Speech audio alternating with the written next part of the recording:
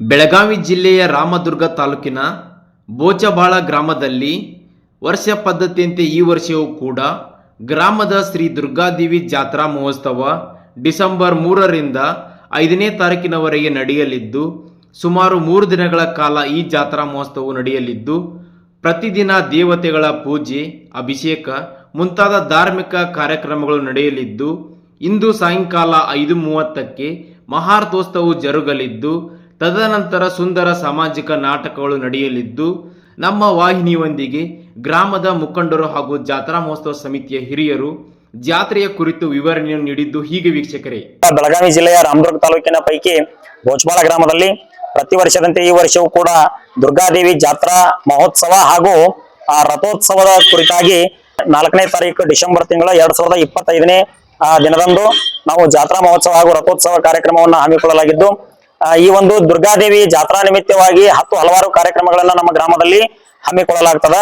ಈ ಒಂದು ದುರ್ಗಾದೇವಿ ಜಾತ್ರಾ ಮಹೋತ್ಸವದ ಬಗ್ಗೆ ಮಾತನಾಡುವುದಕ್ಕಿಂತ ಮುಂಚಿತವಾಗಿ ನಾವು ದುರ್ಗಾದೇವಿ ಜಾತ್ರಾ ಒಂದು ವಿಶೇಷ ಜೊತೆಗೆ ದುರ್ಗಾದೇವಿಯ ಒಂದು ಐತಿಹಾಸಿಕ ಹಿನ್ನೆಲೆಯನ್ನ ನಾವು ನೋಡ್ಕೊಂಡು ಬರ್ಬೇಕಾಗೈತಿ. ಈ ದುರ್ಗಾದೇವಿಯ ಐತಿಹಾಸಿಕ ಹಿನ್ನೆಲೆಯನ್ನ ನಾವು ನೋಡ್ಬೇಕಾದ್ರೆ 1932ರ ಸಂದರ್ಭದಲ್ಲಿ ಈ ಒಂದು ಬೆಳಗಾವಿ ಜಿಲ್ಲೆ ಖಾನಾಪುರ ತಾಲೂಕಿನ ಒಂದು ಪಶ್ಚಿಮ ಘಟ್ಟಗಳಲ್ಲಿ ಆಗ್ತಕ್ಕಂಥ ನಿರಂತರವಾಗಿರ್ತಕ್ಕಂಥ ಮಳೆ ಸುರಿಯುವುದರಿಂದ ಆ ಒಂದು ಭಾಗದಲ್ಲಿ ನೆನೆದಿರತಕ್ಕಂತ ಒಂದು ದೇವಿ ಈ ದುರ್ಗಾದೇವಿ. ಈ ದುರ್ಗಾದೇವಿ ಒಂದು ಪಡಿ ದುರ್ಗಾ ಮಾತೆ ಅಂತ ತಿಳ್ಕೊಂಡು ಈ ಒಂದು ದೇವಸ್ಥಾನವನ್ನು ನಾವು ಕರಿತೀವಿ. ಪಡಿ ದುರ್ಗಾದೇವಿ ದೇವಸ್ಥಾನ ಅಂತ ತಿಳ್ಕೊಂಡು ಈ ಪಡಿ ದುರ್ಗಾದೇವಿ ಆ ಖಾನಾಪುರ ಭಾಗದೊಳಗ ಪಶ್ಚಿಮ ಘಟ್ಟಗಳ ಒಂದು ಪ್ರದೇಶದಲ್ಲಿ ಸಣ್ಣ ಪುಟ್ಟ ಒಂದು ಹುಲ್ಲು ಗುಡಿಸಲುಗಳಲ್ಲಿ ವಾಸ ಮಾಡುವಂತಹ ಒಂದು ದೇವಸ್ಥಾನ ಈ ಒಂದು ದೇವಿ. ನಿರಂತರವಾಗಿ ಸುರಿತಕ್ಕಂತ ಒಂದು ಮಳೆ ಒಳಗ ಆ ಮಲಪ್ರಭಾ ನದಿಗೆ ಬಂದು ಈ ದೇವಿ ಏನಪ್ಪಾ ಅಂದ್ರೆ ಗುಡಿಸಲು ಸಮೇತವಾಗಿ ಎಲ್ಲಿಗೆ ಬಂದ್ರೆ ಮಲಪ್ರಭಾ ನದಿ ಒಳಗೆ ಹರ್ಕೊಂತ ಬಂದ ದುರ್ಗಾದೇವಿ ಈ ಬೋಚಬಾಳ ಗ್ರಾಮದೊಳಗೆ ಬಂದ ಆ ಹೊಳಿ ಒಳಗೆ ನಿಂತಿದ್ಲು. ಆ ಒಂದು ಸಂದರ್ಭದಲ್ಲಿ ಅವತ್ತಿನ ಕಾಲಕ್ಕೆ ಅಗಸರು ಏನಪ್ಪಾ ಅಂತ ಕೇಳಿದ್ರೆ ಅರಬಿಯನ್ನು ಒಯ್ಯುವಂತ ಸಂದರ್ಭದಲ್ಲಿ ಆ ಅಗಸರು ಹೋಗಿ ಈ ಪಡಿ ಮೇಲೆ ಏನ್ ಮಾಡ್ತಿದ್ರಪ್ಪ ಅಂತಂದ್ರ ಅರಬಿಯನ್ನು ಒಯ್ಯುವಂತ ಸಂದರ್ಭದಲ್ಲಿ ಆ ಪಡಿ ಬುಡಕ್ಕ ನೆಳತಕ್ಕಂತ ಈಗ ಆರಾಮಿಲ್ಲದವ್ರು ಹೇಳ್ತೀರಿ ನೆಳತಿರ್ತಾರಲ್ಲ ಆ ತರ ನೆಳುವಂತ ಒಂದು ಧ್ವನಿ ಕೇಳಿಸ್ತದ. ಆ ನೆಳುವಂತ ಧ್ವನಿ ಕೇಳಿಸಿದಂತ ಸಂದರ್ಭದಲ್ಲಿ ಆ ಅಗಸ ಮಾತಾಡಿಸ್ತಾನೆ, ಯಾರು ನೀನು, ಎಲ್ಲಿ ಯಾವ ತರ ಈ ತರ ನೆಳಾಗತ್ತಿಲ್ಲ, ಯಾರು ನೀನು ಅಂತ ಕೇಳಿದಂತ ಸಂದರ್ಭದಲ್ಲಿ ನಾನು ಈ ತರ ಪಡಿ ದುರ್ಗಾದೇವಿ ಅಂತ ತಿಳ್ಕೊಂಡು ನಾನು ಇಲ್ಲಿ ಬೋಚಬಾಳ ಗ್ರಾಮಕ್ಕೆ ಬಂದಿದ್ದೀನಿ, ನೀನು ನಾನು ಹೊತ್ಕೊಂಡು ಹೋಗ್ಬೇಕು ಅಂತ ಹೇಳ್ತಾಳ.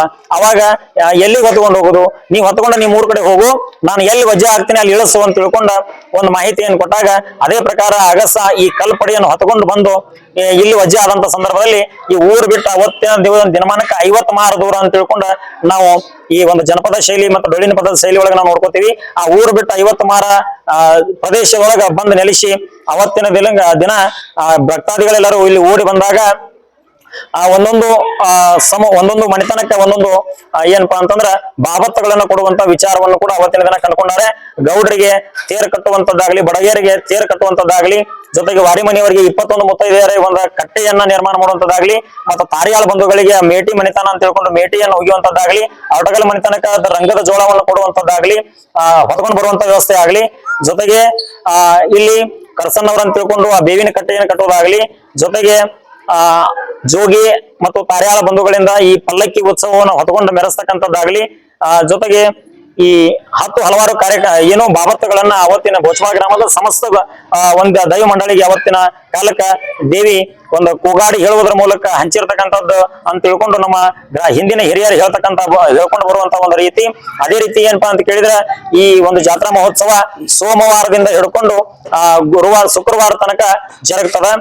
ಸೋಮವಾರ ದಿವಸ ನಮ್ಮ ಗ್ರಾಮದ ಒಂದು ಭೂಮಿ ಆಧಾರದ ಮೇಲವಾಗಿ ಅವತ್ತಿನ ಕಾಲಘಟ್ಟದೊಳಗ 21 ಮುತ್ತೈದೆಯರು ಏನಪ್ಪಾ ಅಂತ ಕೇಳಿದ್ರೆ ಉಪವಾಸ ಇರುವಂತಹ ಒಂದು ಪ್ರಕ್ರಿಯೆ. ಸೋಮವಾರ ರಾತ್ರಿ ಹೊತ್ತಿನೊಳಗ ಜಳಕ ಮಾಡಿ ಊಟ ಮಾಡಿ ದೇವಿಗೆ ಬಂದು ನಮಸ್ಕಾರ ಮಾಡಿ ಬಿಟ್ರಂತಂದ್ರ ಅವತ್ತಿನಿಂದ ಮಂಗಳವಾರ, ಬುಧವಾರ, ಗುರುವಾರ ಸಾಯಂಕಾಲ 3 ಗಂಟೆ ಮಠ ಏನಪ್ಪಾ ಅಂತ ಕೇಳಿದ್ರೆ ಯಾವುದೇ ಒಂದು ಚಾ ಕುಡಿಲಾರದೆ, ಹಲ್ಲಕಡ್ಡಿಯನ್ನ ಏನು ಒಂದು ಹುಲ್ಲಕಡ್ಡಿಯನ್ನ ಹಲ್ಲಲ್ಲಿ ಹಾಕಲಾರದೆ, ಏನು ಊಟ ಮಾಡ್ಲಾರದೆ, ಜೊತೆಗೆ ಯಾವುದೇ ಹಣ್ಣ ತಿನ್ಲಾರದೆ, ಏನು ಕೇವಲ ಎಲೆ, ಅಡಿಕೆ, ಸುಣ್ಣ, ಈ ಸಿಮೆಲೆ ಅಂತ ಏನ್ ಕರಿತೀವಿ ಇವುಗಳನ್ನು ಮಾತ್ರ ಸ್ವೀಕಾರ ಮಾಡುದು. ತುಂಬಿದ ಕೊಡದಾಗಿಂದ ಒಂದು ಚರಿಗೆ ನೀರನ್ನ ಕುಡಿದು ಎಷ್ಟು ಬಿಟ್ರ ಮತ್ತೇನಿಲ್ಲ. ಕಾಲಾಗ ಪಾದರಕ್ಷೆ ಧರಿಸುವಂಗಿಲ್ಲ, ಕಾಲು ಬಡಸ್ಕೊಳ್ಳುವಂಗಿಲ್ಲ, ಇಲ್ಲ ಸಲ್ಲಲ್ಲಿ ಹೋಗುವಂಗಿಲ್ಲ, ಮತ್ತೊಬ್ಬರ ಕೈಯ ಒಳಗಿರ್ತಕ್ಕಂಥ ಎಲೆ, ಅಡಿಕೆ, ಸುಣ್ಣಗಳನ್ನ ತಿನ್ನಂಗಿಲ್ಲ. ಅಂಗಡಿಯಿಂದ ನೇರವಾಗಿ ತಾವೇ ತೆಗೆದುಕೊಂಡು ಬಂದು ಅವುಗಳನ್ನ ತಿನ್ನುವಂತ ವಿಚಾರವನ್ನ ನಾವು ಅಲ್ಲಿ ಕಟ್ಟುನಿಟ್ಟಾಗಿರ್ತಕ್ಕಂಥ ಕೆಲವೊಂದಿಷ್ಟು ಬಂದೋಬಸ್ತ್ಗಳನ್ನ ಇಲ್ಲಿ ಏನೋ ಕೂಡಿಕೊಟ್ಟಿರ್ತಾರ. ಅದೇ ರೀತಿ 21 ಜನ ಮುತ್ತೈದವರು ಕೂಡ ಗುರುವಾರ ಸಾಯಂಕಾಲ 3 ಗಂಟೆಗೆ ಇಲ್ಲಿ ಬಂದು ಆಮೇಲೆ ಭಕ್ತರಿಂದ ಏನೋ ಹಾಲು, ಸಕ್ಕರೆ, ತುಪ್ಪ ಜೊತೆಗೆ ಬಾಳೆಹಣ್ಣು ಇವೆಲ್ಲ ಒಂದು ಊಟವನ್ನ ಇವುಗಳನ್ನ ನೀಡಿ ಊಟ ಮಾಡಿಸುವಂತ ಒಂದು ಸಂಪ್ರದಾಯ ನಮ್ಮಲ್ಲಿ ಐತಿ ಅಂತ ತಿಳ್ಕೊಂಡ ನಾವು ನೋಡ್ತೇವೆ ಅಂತ. ಇದು ಮತ್ತ ಆ ನಂತರ 5 ಗಂಟೆ ನಂತರ 21 ಜನ ಮುತ್ತೈದರ ಭಕ್ತರಿಂದ ಈ ಎಲ್ಲ ಒಂದು ಹಾಲು, ಸಕ್ಕರೆ, ತುಪ್ಪ, ಬಾಳೆಹಣ್ಣ ಇವನ್ನೆಲ್ಲಾನು ಸ್ವೀಕಾರ ಮಾಡಿದ ನಂತರ 5 ಗಂಟೆಗೆ ಈ ದುರ್ಗಾದೇವಿಯ ಒಂದು ರಥೋತ್ಸವ ಎದುರಿಗೆ ಕಾಣತಕ್ಕಂತ ಬಂಡೆಮದೇವಿ ದೇವಸ್ಥಾನದ ಕಡೆಗೆ ಏನಪ್ಪಾ ಅಂತಂದ್ರ ಒಂದೇ ಸರಾಗವಾಗಿ ಒಂದೇ ಓಟದಲ್ಲಿ ತೇರ ಸಾಗಾಗ್ತದ.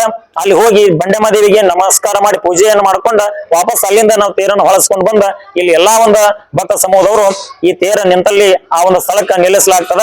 ತದನಂತರ ಎಲ್ಲ ಬಂದ ಭಕ್ತರಿಗೆ ಊಟದ ವ್ಯವಸ್ಥೆಯನ್ನ ಮಾಡಲಾಗಿರ್ತದ. ಊಟವನ್ನು ಮುಗಿಸಿಕೊಂಡು ಕೂಡ ಏರ್ಪಡಿಸಿರಲಾಗಿರ್ತದ.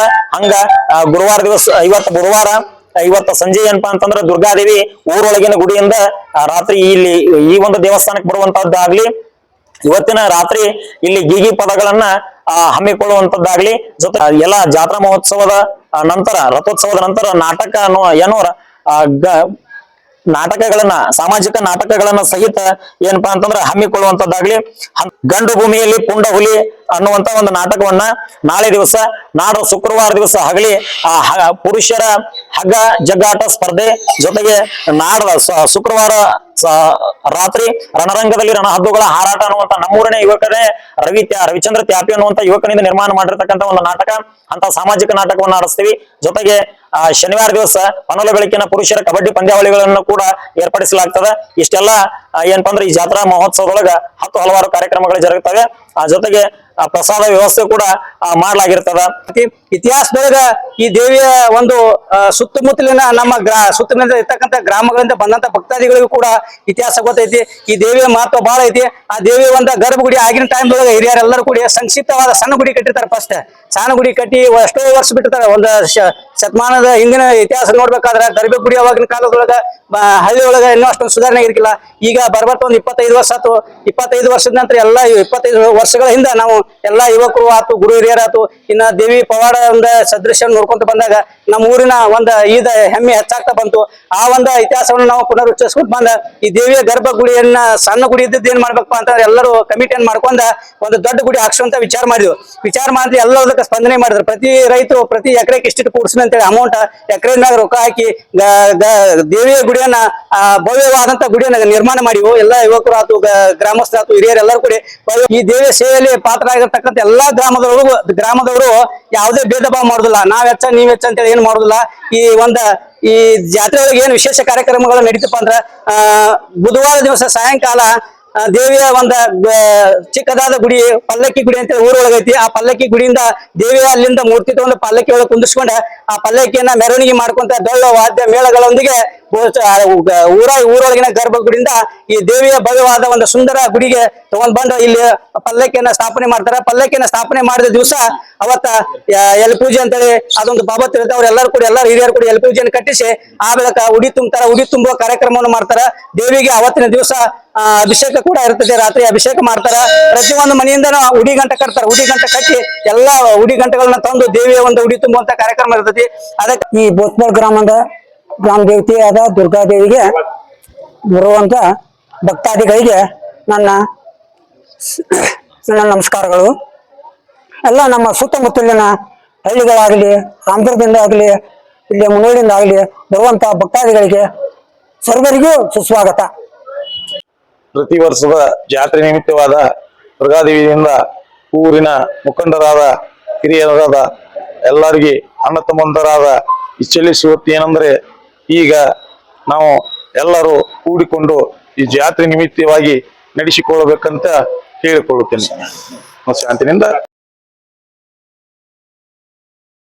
ಹಾಗೂ ಇದೇ ಸಂದರ್ಭದಲ್ಲಿ ಶ್ರೀ ಸತ್ರಾಜ್ ಪಾಟೀಲ್, ಕಾನಪ್ಪ ಮೇಟಿ, ಫಕೀರಪ್ಪ ತಾರಿಹಾಳ್, ಬಸಟ್ಯಪ್ಪ ಬಸಟ್ಟಿ, ಭೀಮ್ಸಿ ವಾರಿಮನಿ, ಸಿದ್ದು ಗುಡೇನವರ್, ಮರಿತಮ್ಮಪ್ಪ ತಾರಿಹಾಳ್, ತಮ್ಮಣ್ಣ ವಾರಿಮನಿ, ಸೋಮಪ್ಪ ಪೂಜೇರ್, ದುರ್ಗಪ್ಪ ಕಂಬಳಿ,